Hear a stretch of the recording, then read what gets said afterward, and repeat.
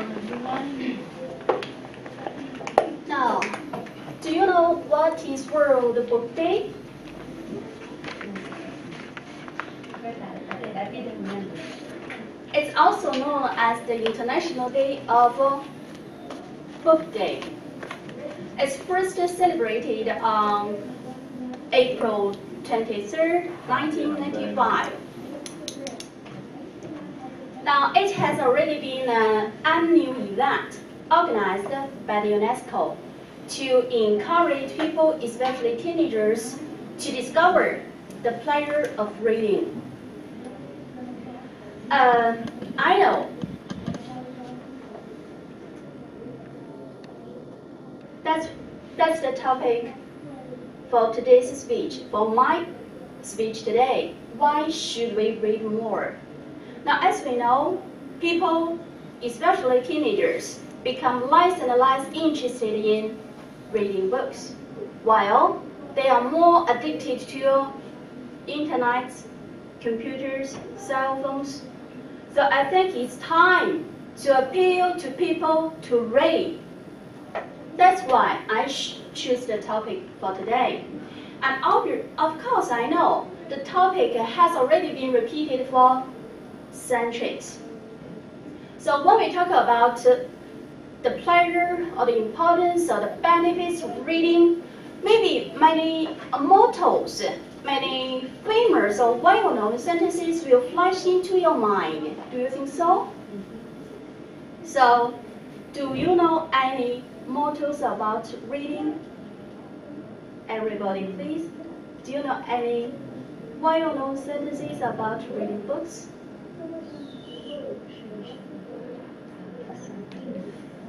A book is your best friend?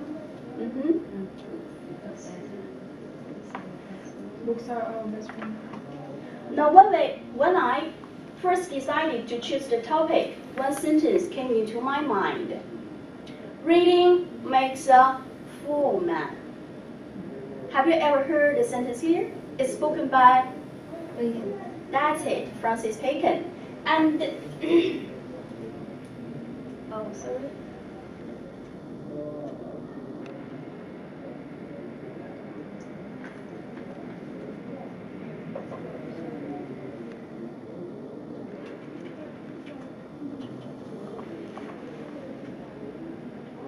One more sentence. It comes from Mark Twain. I think all of you are familiar with Mark Twain, the American writer.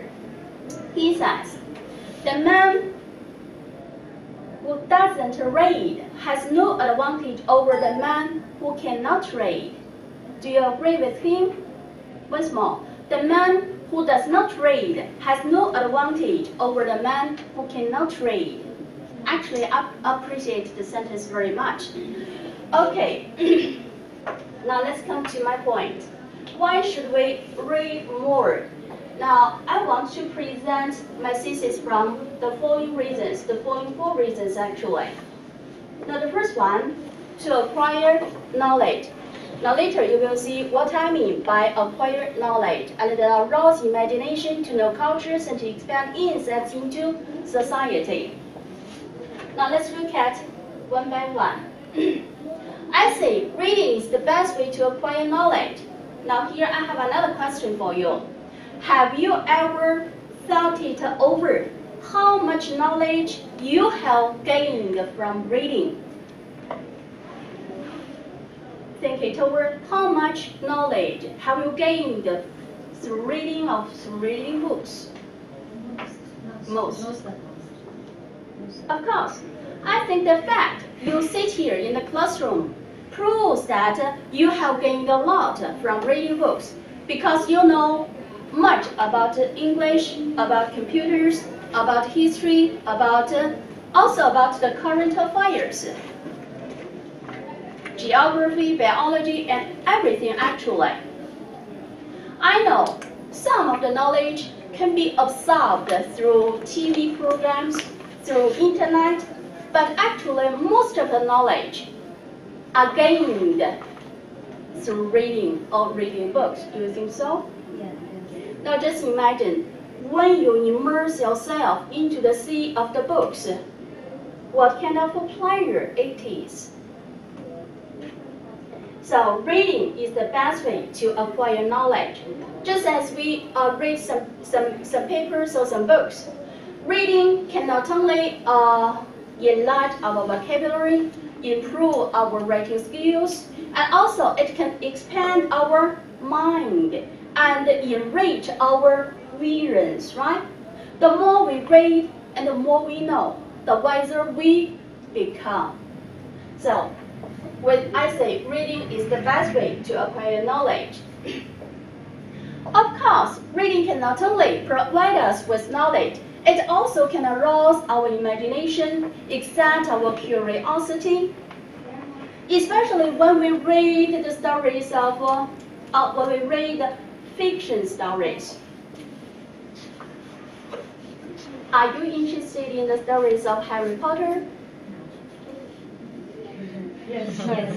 Actually, most teenagers are crazy about Harry Potter. My daughter is fascinated with Harry Potter very much. She's so fascinated with the stories that she can repeat lines of some lines or paragraphs of the work which she appreciates most. She has all the volumes of Harry Potter and all the videos too. Whenever she has time, she opens her books to read, maybe one chapter, maybe one paragraph, or see the videos too. So reading fiction books, actually, you have to use your imaginations. Only by that way, you can enjoy and experience the feelings and adventures of the fictional characters.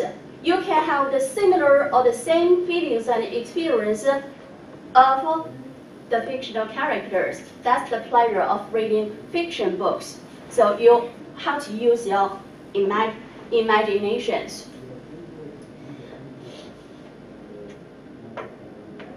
And next, actually speaking, reading can not only take us into the world of unknown or the fictional world. Actually, it can also take us into the real world, the world of different cultures. Do you think so?